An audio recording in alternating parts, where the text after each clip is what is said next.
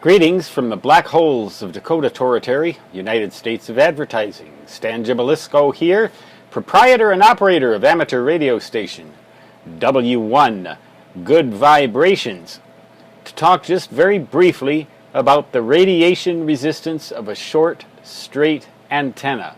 By short, I mean less than a quarter of a wavelength in free space. For example, this little knife sharpening apparatus is about a foot long, maybe 30 centimeters long. Suppose that you want to make this thing radiate power at 10 megahertz. Well, you've got your work cut out for you. The radiation resistance of a stick like this at 10 megahertz is extremely low, and it is a function simply of its physical length in free space in relation to a wavelength. So this is a certain fraction of a wavelength at 10 megahertz. I guess that's about 30 meters. If this is 30 centimeters, this is 1/100th of a wavelength long. That means its radiation resistance is going to be exceedingly low. Suppose that you want to raise the radiation resistance of this thing. You really do want to raise it because that's so low that it will almost always result in an extremely inefficient antenna.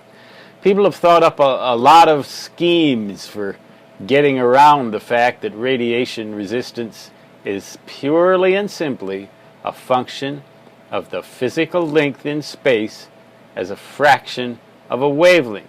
They try to put loading coils in here. They may try to wind 100 feet or 30 feet of wire around a wooden stick that's only 30 centimeters long.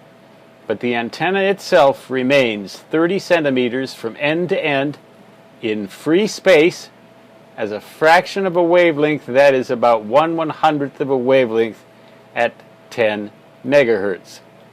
Two ways that you can raise that radiation resistance. You can choose a higher operating frequency so that the wavelength is shorter and this thing is a greater fraction of that wavelength in free space, or you can make this thing longer so that it is a greater fraction of a wavelength in free space. As for raising the radiation resistance in any other way, there is absolutely no way to do it. Supercooling it, putting magnets around it, all sorts of tricks. There's no way in the world that you will ever change that radiation resistance unless you change either the length or the frequency, or both. That's it. That's the news from the Nerd Crib in the Nerd Castle, ruled by amateur radio operator W1 Good Vibrations, saying 73 for now, and so long.